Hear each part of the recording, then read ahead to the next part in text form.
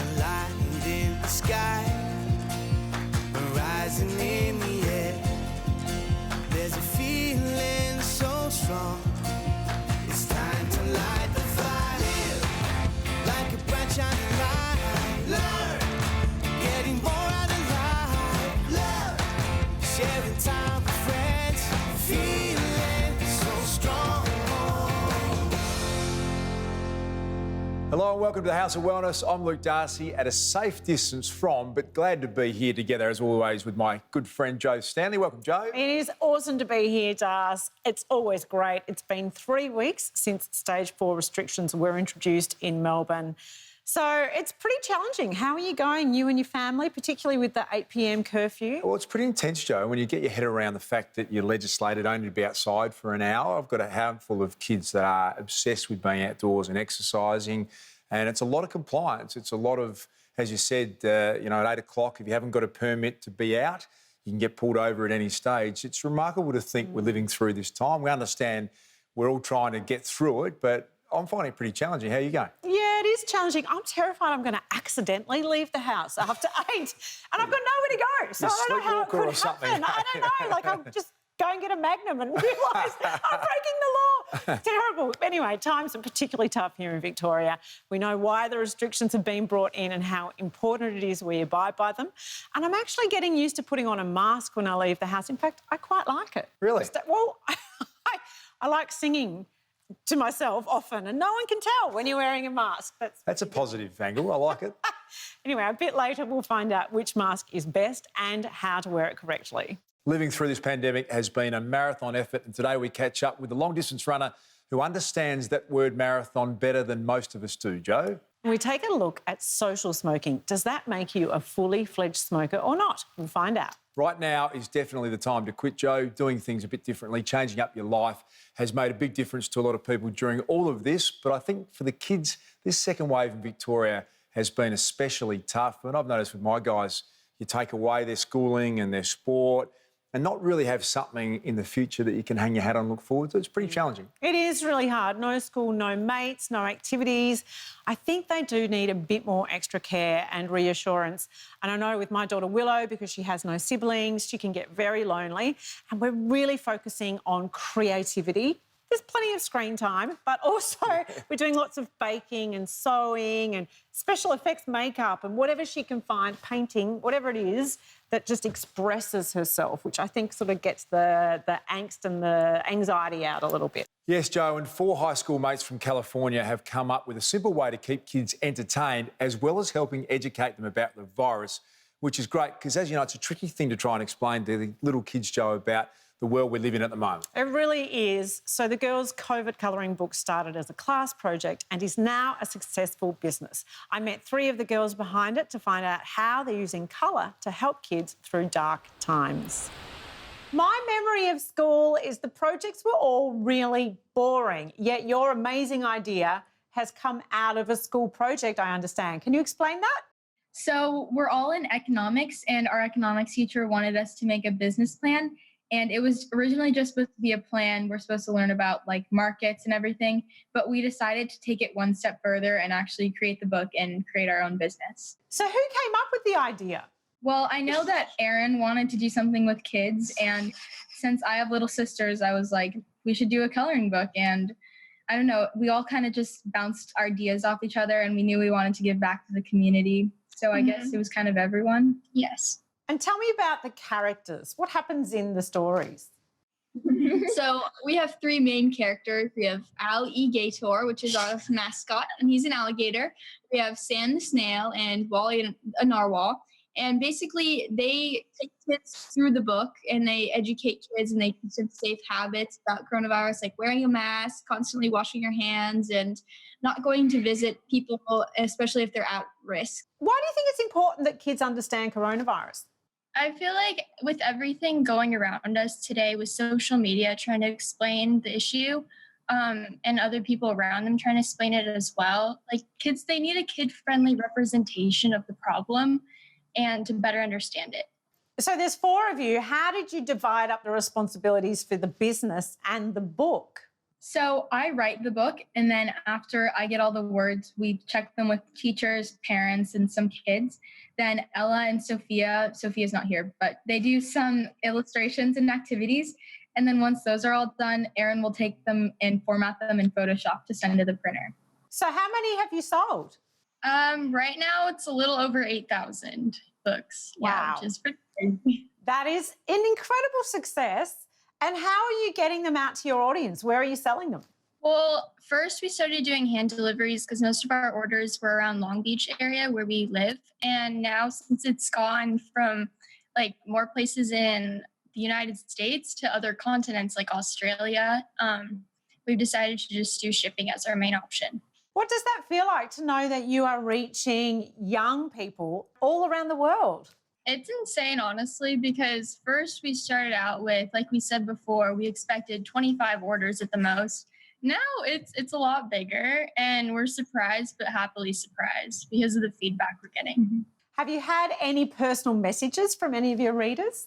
Yeah, it's really heartwarming to hear that. Like, I remember one of our options is send a check. And sometimes when people send a check, they'll write a really nice message with their check, like a really heartfelt, detailed thing about how this is affecting them and how much their children are going to like it or how much their grandchildren are going to like it. And it's so awesome to hear when people say that because, we never imagined we'd get this big, and these people who we don't even know who are just so appreciative of something we've done. It's kind of just out of this world. Yeah. Do you get a sense that you are creating change through your colouring books? I certainly hope so. I feel like we are because kids are definitely learning from this. It's not like it's just a fun coloring book. It does have information about staying safe, and our next book definitely does as well. I know Lauren, she's the one who basically wrote the entire thing. She had to do a lot of research and she wanted to be educated about it, and we reached out to a bunch of different people so we could reach all aspects of it. So we definitely hope it's making a change.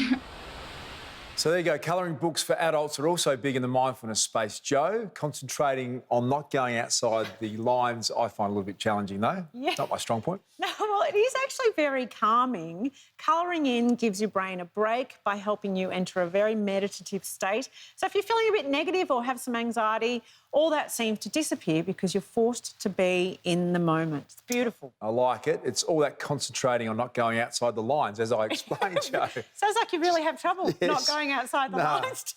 In life in general and in colouring, yeah.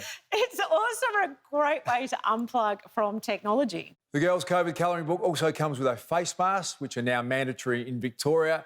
Well, we're getting used to wearing them, Jo. However, there's still a bit of confusion around them, but a leading infectious disease expert will help clear all that up. That's next on the House of Wellness.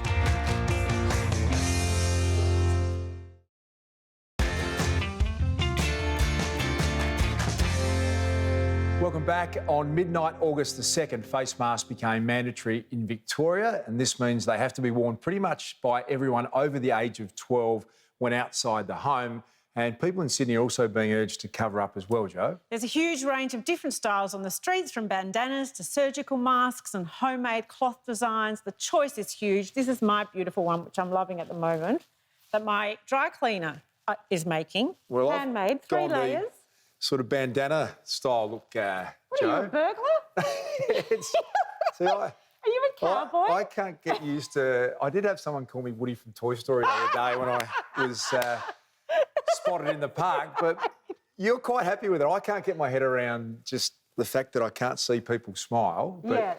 It's very stylish, yours. But we get used to reading each other's eyes, perhaps a little bit more. Also, I quite like that behind there you don't know that I might not be smiling. Well, there's still a fair bit of confusion around about which type of mask is best. Can we wash them and reuse them like this one? Can we touch them in a special way? Is there a special way to put them on, Jo? So the list goes on and on around face masks. It's true. Infectious disease expert Professor Raina McIntyre has done extensive research here and abroad into the efficacy of face masks. So face masks are effective. We've done a number of randomised controlled clinical trials showing that they work in the community setting, worn by sick people and also worn by healthcare workers. There are many different kinds of masks. Which is the most effective? Yes, so generally the respirators, they're designed for respiratory protection, so they're designed to filter out airborne particles. They are the best, but they are reserved for healthcare workers. So in the community, a surgical mask or a cloth mask is more suitable. The cloth masks really vary depending on the design and type of fabric that's used. But if you follow some general design principles, which is have multiple layers, at least 3 layers, use fabric that's got a high thread count and a fine weave, use a water-resistant fabric on the outer layer. So you choose something like polyester for the outer layer, not cotton. Don't use cotton on the outer layer. You can use cotton for the inner layer, but you want it to repel moisture, not absorb it, which is what cotton does. So it would be adequate to make your own mask then if you're complying with those guidelines around the fabrics? Yes, if you follow good design principles, you can make a pretty good cloth mask. So just throwing a scarf over your face is nowhere near as good as making a 3 or more layered cloth mask. You also should try to design something that fits around the face pretty well, because if it doesn't fit around the face and you've got lots of gaps on the sides, then when you take a breath in, air will preferentially flow through those gaps, because air just follows the path of least resistance. What you want to do is force the air through the actual face piece. If you were choosing, though, between a cloth mask and a surgical mask, is there one that's better? A surgical mask is because it is designed to certain principles, and it's TGA. If it's a TGA approved, a Therapeutic Goods and Administration approved surgical mask, then that water resistance is certified. But they are single-use devices, so you're not supposed to use them again because they can become contaminated if you keep using them. So it becomes quite an expensive proposition to buy enough surgical masks to use a new one every day. Therefore, it's better to design a good quality cloth mask, have at least 2 and cycle through them so that you've always got a clean one and the other one in the wash. When I'm fitting a mask, is there a correct way of doing that? Yes, so you have to wash your hands in soap and water. Once your hands are clean and dry, you put on the mask. You avoid touching the face piece, so you try to hold it with the loops, the ear loops or the ties, and then you put it on, and then you can adjust it around the contour of your nose and your cheeks to make it fit better.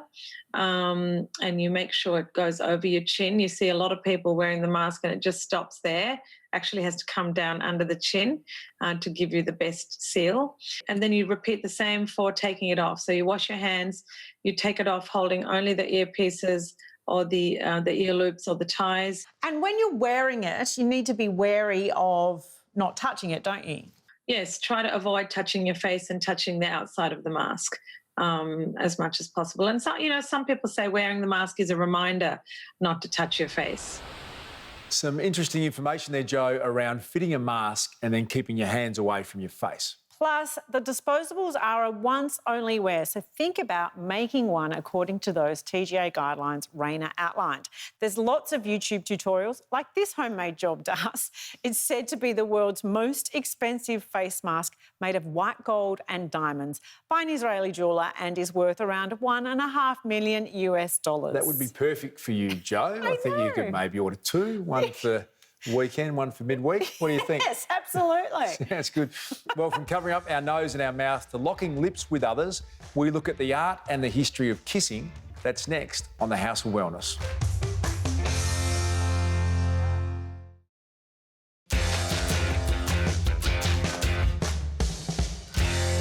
"2020 has forced us to give up many things. Remember the days when you could just hang out at a cafe, shake hands with your mates, hug people around you, or even give them a little kiss on the cheek, Jo? Yeah, it does seem like a lifetime ago. The elbow tap is the new hello kiss, which looks and feels a bit strange.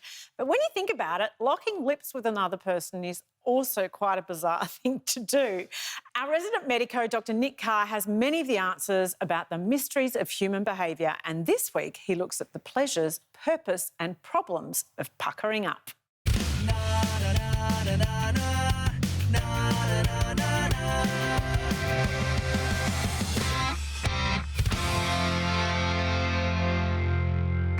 Whether it's just a peck on the cheek or a full-blown pash, kissing is something that's done in societies all around the world. And when you think about it, it's a weird thing to do, isn't it? Put your lips on someone else's, maybe even exchange some saliva. I mean, it all sounds a bit icky. Well, there's a whole science to why we kiss. It's called philematology. And the philematologists have a few theories. One of the theories is that kissing evolved from when we were primates. So the ape mothers would chew up the food and they'd pass it to their babies mouth to mouth. And maybe that sensation of pleasure of feeding, that love and warmth that came from mouth to mouth is what we still feel today from kissing. But the other thing to remember, of course, is that our lips, our mouths, our tongues, they are stacked full of nerve fibres, and we can get an incredible amount of pleasure from the stimulation of those nerves. But kissing isn't all about pleasure, is it? There's the platonic kiss. So when we greet people, we kiss them on the cheek. In some parts of Europe, it's got to be 3 times to get it right. And we kiss our animals, we kiss our dogs, we kiss our cats, and we kiss things. When the boat arrives at the foreign land, finally we kneel on the sand and we kiss it. When Roger Federer wins the Wimbledon Cup yet again, he kisses it in gratitude. As a doctor, though, I have to think about, what about the diseases we can get from kissing? One of the most important is the thing called glandular fever, which is also known as the kissing disease, because the virus lives in our salivary glands, so it's really well transmitted by kissing, and that's why our teenagers and young adults get it more often. So a kiss is a powerful thing, isn't it? It was a kiss that woke Snow White from her slumbers. But we also have the kiss of death, and we also have the goodbye kiss. Well, in 2013, a Thai couple set a new world record for the longest continuous kiss, clocking in 58 hours, 35 minutes and 58 seconds. Wow. That's almost 2.5 days, or about as long as it'd take to watch all 8 series of Game of Thrones. I know which I would prefer. That is a brilliant effort. Congratulations to the couple. You'd want to make sure your breath was fresh before you undertook that. Yes. One of the best ways to help with that and increase your life expectancy, Joe, as we always talk about, is to quit smoking. 200,000 Aussies gave up for good last year, which is an incredible result when you think about those numbers. It really is. A small percentage of Aussies only light up occasionally, maybe only once a week or on a Friday night. And you know what? I would have thought that's better than smoking all the time, right? Correct. You Absolutely. would assume. That would make sense to me. But it's actually not. It's just as bad, and it has the health experts scrambling to get that message out there. I caught up with Dr. Sarah White from Quit Victoria to find out more. Social smokers, I know, would assume that they're not doing as much harm to their own health as others, but it seems this is not the case. Yeah, look, we have some really surprising results out of a very large study that's been published in the US, and it shows basically that social smokers have very nearly the same risks of premature death as people who smoke every single day, and that's certainly a surprise to us. What would you describe as a social smoker? A social smoker is someone who smokes really only occasionally. So perhaps on a Friday night or a Saturday night when they're going out with friends. The study that we've seen published out of the US shows social smokers are really, or occasional smokers, are only 6 to 10 cigarettes per month, and that's really not very many. What was the most surprising finding? So the most surprising finding for us was that people who were lifelong social smokers still had a really high risk of dying prematurely. We always have done studies in people who used to smoke every day and now only smoke occasionally. And we figured that the higher risk of death amongst that group was because they'd already done a fair bit of damage to their lungs by smoking every day. But these results show us that just 6 to 10 cigarettes a month for many years, even without ever being a committed daily smoker, still nearly doubles your risk of dying prematurely from a smoking-related illness. That's a huge surprise to us. So just to be clear, smoking occasionally, 6 or so cigarettes a month, is just as harmful as smoking every day? It's very nearly just as harmful as smoking every single day. So a way to think about it is think about it in terms of probability. We all know that if you toss a coin, the probability of getting tails is 50%. If you're smoking every single day, the probability of dying early from a smoking-related illness is 70%. Your probability of dying early if you're smoking occasionally is 65%. The difference between 70% and 65% when we're talking about the probability of dying younger than you really should have to, it's so close, it's almost impossible to call. I would imagine most people who only, say, have 6 cigarettes a month when they're out on a Friday night, they would not know that at all. No, they wouldn't. And in fact, when you talk to people who smoke only really occasionally, they don't even describe themselves as smokers. So they don't really listen to any of the messages around smoking. So I think these results are going to be really, really surprising for people who just have 1 or 2 on a Saturday night. I do recall, though, the message, every cigarette is doing you damage, but somehow people don't consider that speaking with them. Yeah, it's strange. I mean, we've used that slogan potentially without realising the extent of the risks of every single cigarette. So every single cigarette, you inhale ultrafine particles and chemicals deep into the lung. So we know that that's going to cause damage and it causes an immediate effect on the body. We now have to try and get that really driven home to people who are just having the occasional cigarette. So what's your message then to people who only smoke socially very occasionally? Well, look, the message really is, as you said earlier, Jo, every single cigarette is doing you damage. So if you are having just 1 or 2, even just a couple of times a month, you are doing damage that will increase your risk of dying prematurely, and it really is time just to give these things away completely. They're a lethal consumer product. We just need to get rid of them. How incredible is that? Every cigarette does do you harm, whether it's 1 a month or a packet a week. Yeah, what about that, Jo? And we know that smoking rates in general are going down. It's unclear whether the rate of social smokers in Australia is changing. What the evidence does show, though, is that 90% of smokers regret that they ever started, Jo. Well, there's no doubt that once you're hooked, it's incredibly hard to stop. Getting support from family and friends and perhaps cutting back on the glass of red, especially if you're a social smoker, can help enormously. And the benefits are instant.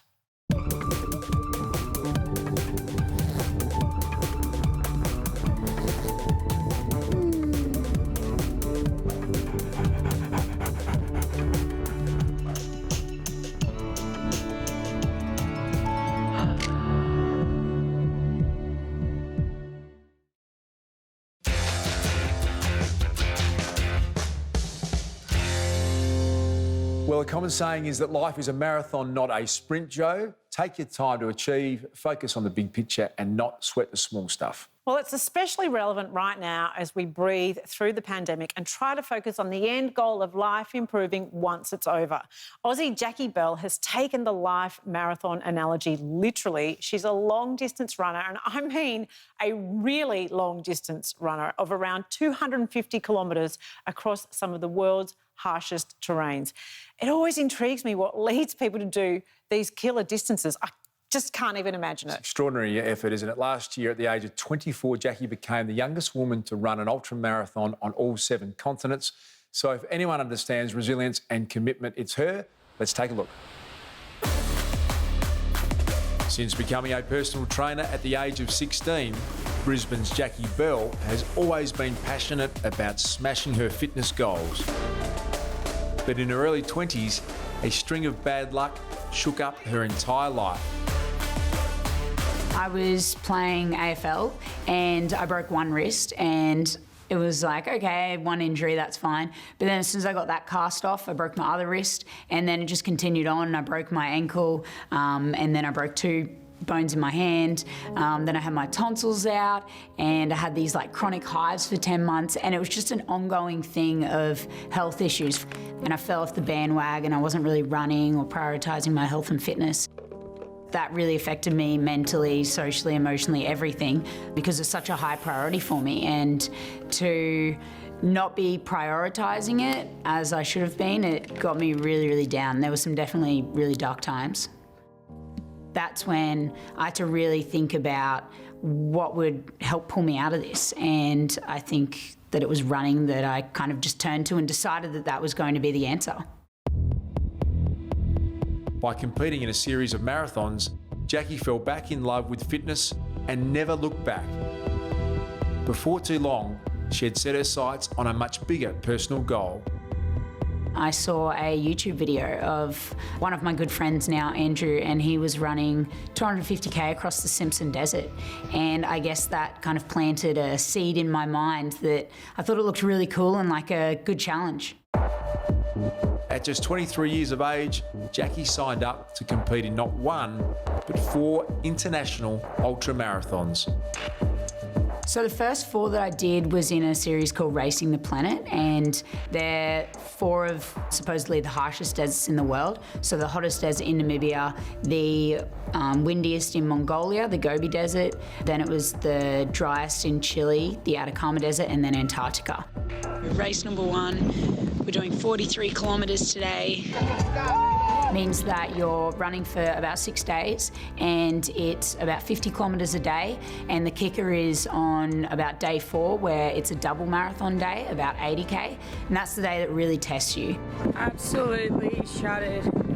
60 kilometres into 84, and I'm just like, no.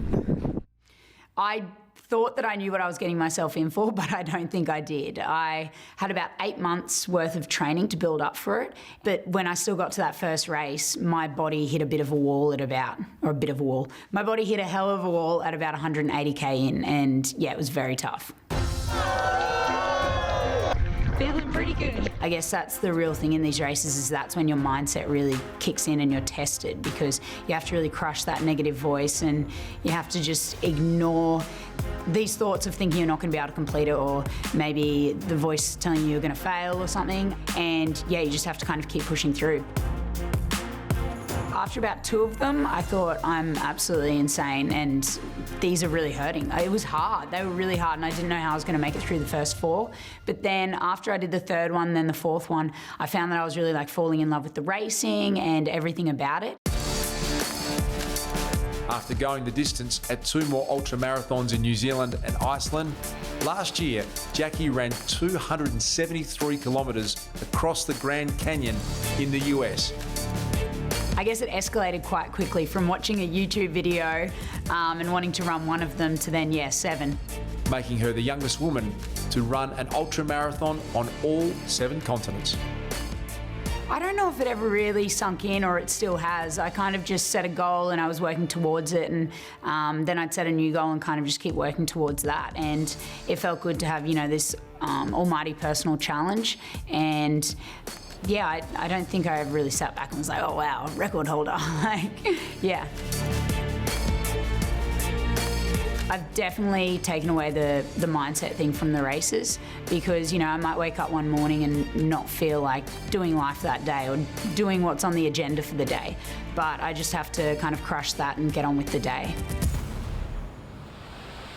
Now, I couldn't do the distances that Jackie does, but I absolutely get where she's coming from. I love to run, and I do sometimes feel once I start, I just want to keep going and going. If I've got the right tunes and the sun's shining, I just love it. Well, the brilliance of running, isn't it? You don't need any equipment. You can do it anywhere and take it with you, and you generally get that amazing endorphin rush. And they talk about the loneliness of long-distance running, which is one part of it, but they also say that euphoria, as I spoke about, is something that comes along. When you get into that zone, Jo, it's such a great feeling. Yes, I am chasing that runner's high, as they call it, Darcy. But even in a short run, you do bust through that pain and feel like you're almost on autopilot. And that sense of achievement when you know every part of you is saying stop, but you didn't stop, it's the best. Well, I'm not sure, Jo, if Hinesy or Laura enjoy a run, but I do know they're both very energetic, especially in the kitchen.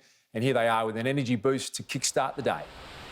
Now, the saying goes, Laura, that breakfast is the most important meal of the day, but why is it that breakfast is the busiest time of the day as well? It is, Luke, and when you've got 2 little munchkins on the ground, I prefer to use the word hectic. I can only imagine. Now, that's why today I want to show you how to make my breakfast on the go. It is packed full of nutrients, but short on the time. And one of my favourite ingredients that I can see there is the banana, which is an awesome source of energy. Is that right? Yeah, I'm using the banana for energy, but there's another important ingredient. I have almond butter and almond milk. Now, the reason I'm including those is because they're packed with vitamin B5. It's one of the 8 B vitamins that actually help us convert our food into energy. So the great thing about vitamin B5 is that actually assists our body to cope with stress. And we all deal with stress at some point, don't we? Well, I tell you what, I'm feeling stressed stress right now with the pressure of making sure that this breakfast on the go smoothie actually tastes good and you like it. I just got to blitz it up. Now, stress is an inevitable part of life, so how can we manage it better? Well, stress less, Luke, because the herb world provides the ancient ashwagandha, which has been used for over 6,000 years in Ayurvedic medicine. Ashwagandha is classified as an adaptogen, which basically means it assists the body with dealing with stress. It also increases energy levels and can improve mental clarity. And the great news is that it can actually be found in supplement form. Well, I'll tell you what, Laura, I'm feeling relaxed already. Check this out. And I am feeling energised just looking at all that vitamin B5. Cheers. Get it into you. The A to Z of Vitamins is brought to you by Go Healthy. For superior supplement for healthy energy and vitality, try New Zealand's #1 premium supplement. Now available in Australia.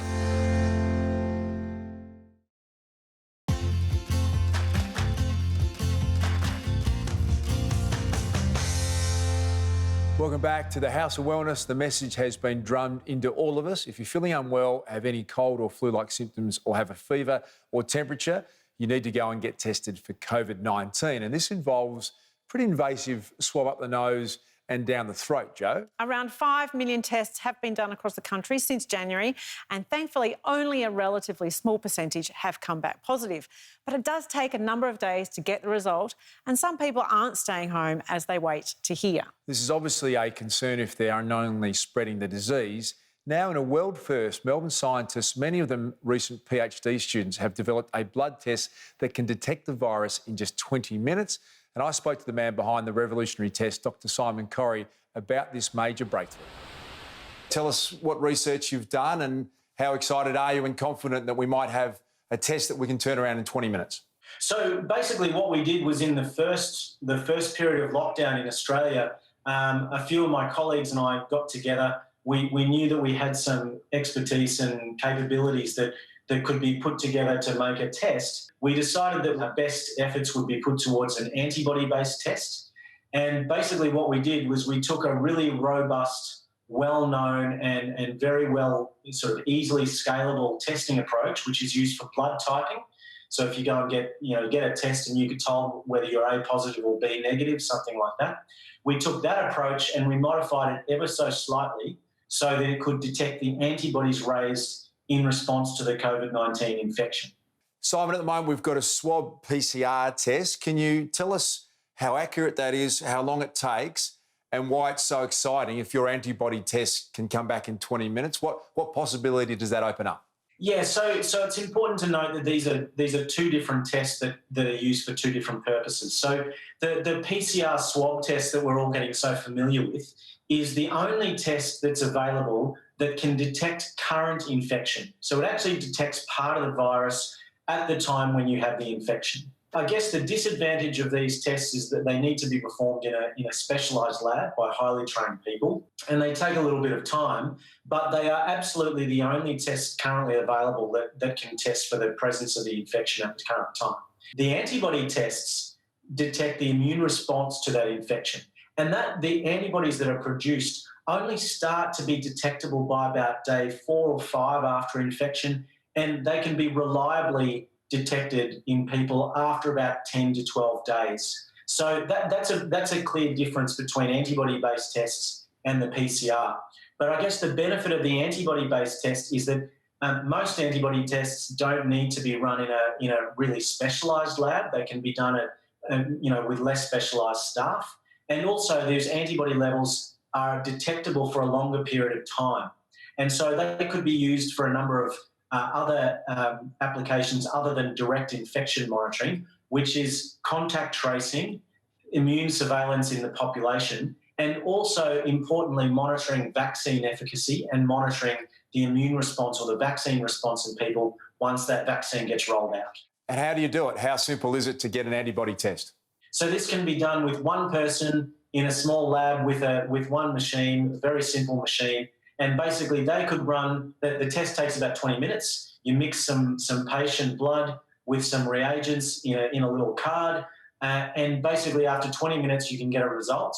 But also importantly, you can run many of these tests at once. So you can get sort of 100 tests per hour done just at that bench manual sort of level. And then many hospitals around the world already have fully automated blood typing systems with which this test is compatible.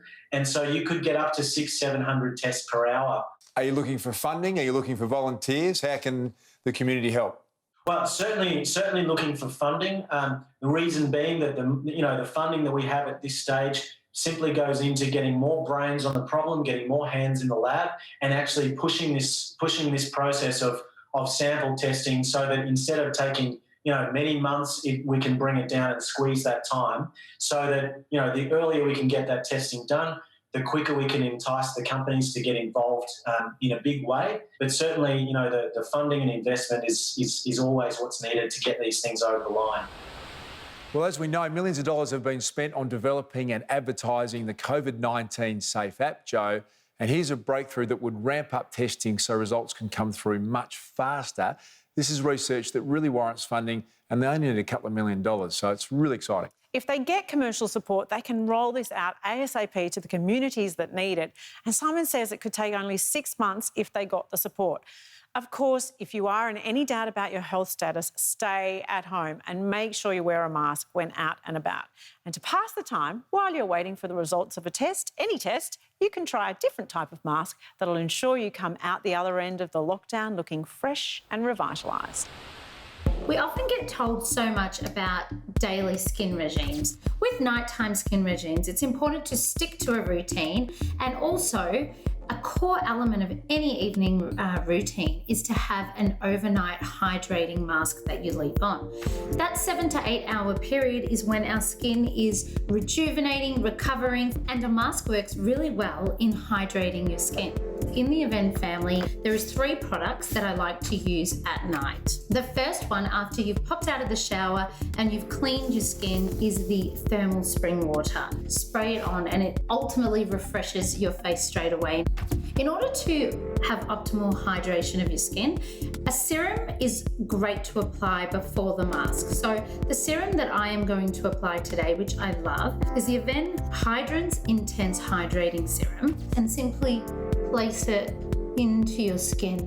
That's the best way for me to apply a serum. Don't forget when applying anything to go really right down your neck and décolletage, because these are the areas also that age and can get quite dry. Our skin is clean and now ready for us to apply the mask. A mask that I've been recently using, which I love, is the Aven Hydrance Hydrating Sleeping Mask. The reason I love this is it's a really soothing, smooth aqua gel texture, and it works really well when you leave it, overnight. Your skin absorbs it, yet it doesn't feel heavy and oily. It comes with an applicator and it's really easy to apply. You just apply a bit of the gel to the applicator and then directly to your face. I like to apply it 3 times a week. Now, the mask has been clinically proven to provide hydration up to 24 hours after application. And the great thing with this is it really detoxifies any dehydrated skin. So if there's certain areas, I can feel this cooling sensation over my whole skin. 3 easy steps. It's taken me a few minutes, and overall, I already feel hydrated and I haven't even gone to sleep yet.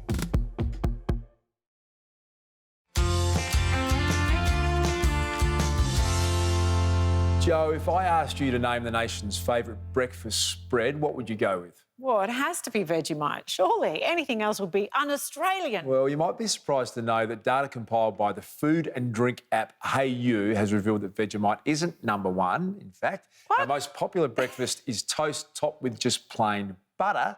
Vegemite came in at number 2, followed by peanut butter. I am actually shocked by that, Daz. Although it's not perhaps a shock to Hinesy. He's been a big fan of peanut butter for years. It's gooey, delicious, and the perfect remedy for a sweet craving. If you're looking to curb your sweet tooth, look no further than this perfect peanut fudge. It's packed with good quality healthy fats and it's not sweetened with any processed or refined sugars. Plus, it just so happens to be Darcy's absolute favourite recipe that I have actually made for him. The first ingredient here is coconut butter. Not oil, but butter. This is basically the flesh of the coconut ground down into a beautiful paste. You can get it at good health food stores. Coconut butter is really thick. It gives this particular dessert a really fantastic fudgy-like consistency, which is exactly what we're going for. The next ingredient is peanut butter. Now, if you don't like peanut butter, you could use almond butter, macadamia butter, whatever nut butter you like. And if you've got a nut allergy, you can simply swap this out for hulled tahini. It works just the same. The next ingredient is coconut oil. Now, when coconut oil goes in the fridge or freezer, it actually firms up, which helps this dessert to set. It's always beautiful to add vanilla bean to a recipe like this. It just brings another element to the palate, adds to the flavour overall. When it comes to sweetening this recipe, I'm keeping it refined sugar-free by using pure maple syrup. Not maple flavoured syrup, pure maple syrup. You could use raw honey or monk fruit syrup is fantastic for those who are low carb or keto.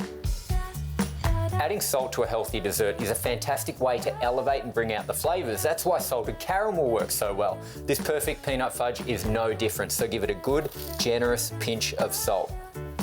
That's all it takes. Let's blend it together. Once all of your ingredients are blended, smooth together, nice and creamy, you can pour it out into your prepared baking tray, lined with baking paper. Before it goes into the freezer, we want to give it a good sprinkle of peanuts. Now all you need to do is place this into a freezer and set for 20 to 30 minutes. Whip up a massive batch of this, have it in the freezer ready to go, and you'll always have a healthy snack on hand. The whole family's going to love it, especially the kids. Well, Joe, as you know, I grew up in South Australia where we used to call it peanut paste, not peanut butter. Honey Joys are known as honey crackles in Adelaide as well, Joe, and the local milk bar is your deli, of course. I didn't know any of that. Lego. Lego? Lego growing up in South Australia. Instead of Lego? Yes. It's like a different world there. Yeah, Isn't it? got out just in time, Joe. That's our show for today. Log on to our website, houseofwellness.com.au to find out more about anything you've seen on the show. Tune into the House of Wellness radio show with our own Joe and GQ every Sunday.